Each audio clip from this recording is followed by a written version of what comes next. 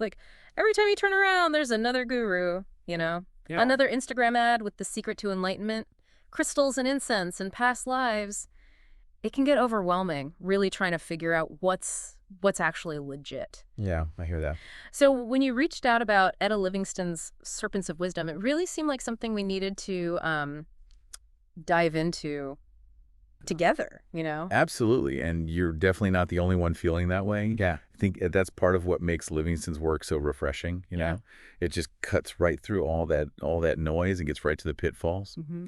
It's a very direct approach to this kind of modern commercialized search for spirituality, and I appreciate that. She's very direct. She doesn't hold back. No. I mean, calling these fake teachers coolies of the occult and poachers on spiritual ground, she really... Yeah, she's got a very sharp wit about it. Yeah, and what really struck me was, like, it's not even just about quirky beliefs, you know? It's that they can actually do some real harm because they're preying on people, vulnerable people, right? Absolutely, and that's where it crosses the line from just being a little out there, you know, Right. to being genuinely dangerous. And Livingston gives this really powerful example of this with the idea of pushing dangerous practices, like Kundalini awakening, for example, without the proper preparation. Yeah, and that can be really dangerous, right? It can be incredibly dangerous because imagine, you know, someone who's just dabbling, who's totally unprepared, starts messing with this intense energy that, you know, is said to move along the spine. It could be like, I don't know, handing somebody the keys to like a high-powered sports car without, you know, teaching them how to drive. Yeah. It's a recipe for disaster. You're going to have some problems. Mental, emotional instability, even physical problems can manifest as a result of that. I'll be honest, I didn't really get Kundalini before the whole thing, Yeah. but that makes it much more clear why you would want to be very discerning about something like that. Yes. So if we could stick with these fake teachers for a minute, Sure. what are some of the signs? Yeah. Like, how can you spot them? Yeah. Because they're not all going to be pushing Kundalini awakening. Right. Well, you know, for Livingston, she talks a lot about this obsession with exoticism, right? Where they're basically twisting ancient traditions for their own benefit. So they'll name drop these ancient practices or spiritual figures without really having a true understanding, hoping to sound more credible. Right. And then, of course, there's the promise of instant results. Yeah. You know, mastery in 3 easy payments, that sort of thing. Yeah. Feeding into that very human desire for a quick fix. Oh, totally. And it makes me think of this one guru, at least that's what they called themselves, I came across online, who claimed to have learned ancient meditation techniques, you know, from Himalayan masters. And the whole thing just felt so off. Like their entire online presence just screamed superficiality. Right, exactly. And then there are the diet fads. Oh, yes. Livingston quotes Arthur Mecken, who he basically pokes fun at these people who think that, you know, restricting themselves to nuts, carrots, bread, and dates or whatever somehow makes them like spiritually superior. Yeah. It's like, come on. Putting the cart before the horse, really. Yeah. And she uses that to highlight a really, I think, crucial point, which is that all of these external practices, while they could be part of a holistic path, they're often used as distractions from the real work, which is the internal transformation. So how do we get away from the distractions? Like, how do we even know if someone's legitimate, a real serpent of wisdom, as she calls them? What sets them apart from all these posers?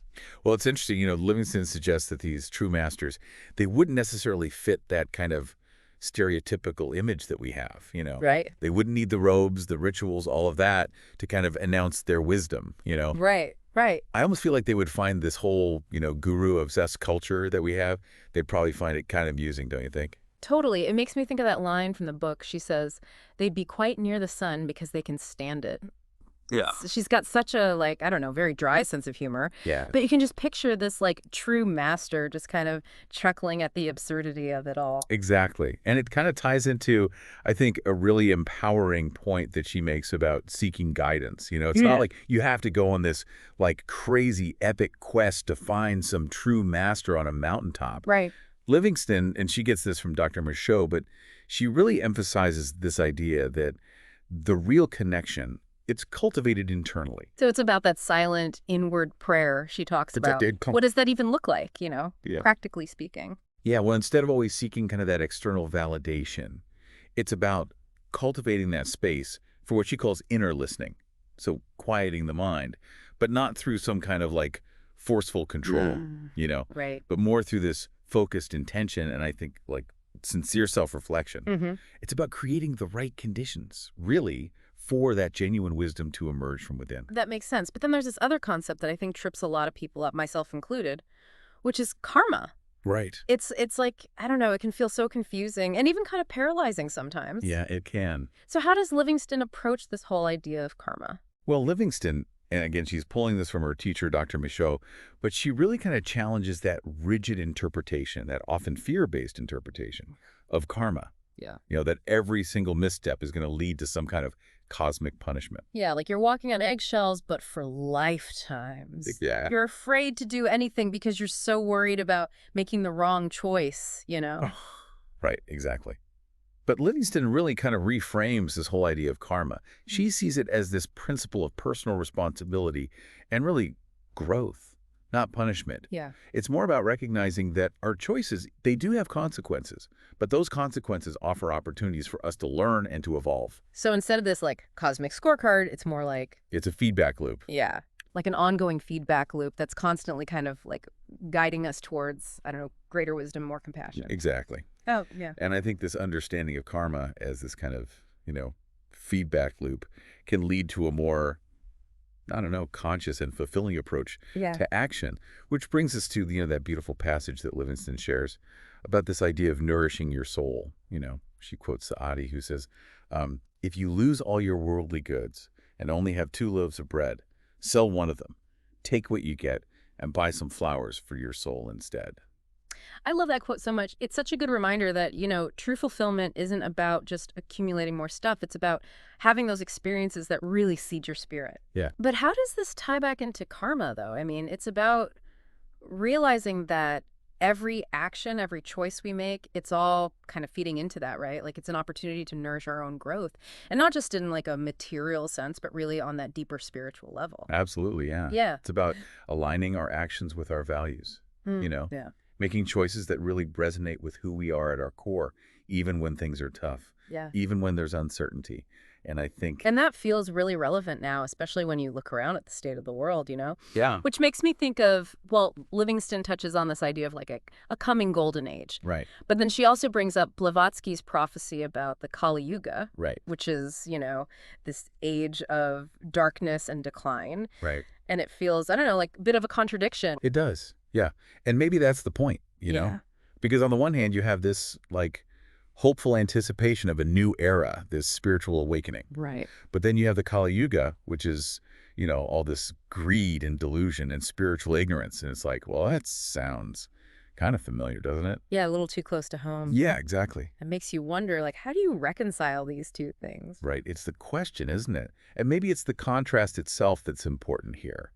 Like Livingston suggests, maybe the true path, it lies in recognizing that potential for inner transformation that we all have. Yeah. Even when everything around us seems chaotic, it's about choosing to cultivate your own light, even, or maybe especially when surrounded by darkness. So it's not about waiting for some kind of utopia to just appear. It's about actively embodying those qualities now in our own lives that we associate with that golden age. Yeah. Like wisdom, compassion, courage. Exactly. It's like a personal, but also a collective transformation. Mm-hmm. Every single person who chooses to walk this path, to really pursue genuine spiritual growth, they become like a point of light. And collectively, all those points of light, they have the power to illuminate even the darkest of times. That's a powerful image. Yeah. I like that. So as we kind of wrap up this deep dive into Serpents of Wisdom, what would you say is like the one thing you would want our listener to really take away from all of this? Discernment is so important. Remember that the path of, true spiritual growth, it's an inner journey. It's not about what's on the outside. It's not about finding that quick fix. And Livingston reminds us, those true masters, those serpents of wisdom, they're not out there on some mountaintop. They're within you. Cultivate that inner connection, and you'll find your way. It's a journey, that's for sure. And you got to have a sense of humor about it because, the masters are probably up there laughing at us, right? Probably. So keep seeking, keep questioning, and keep diving deep. But don't forget to laugh along the way, right? Until next time, keep exploring.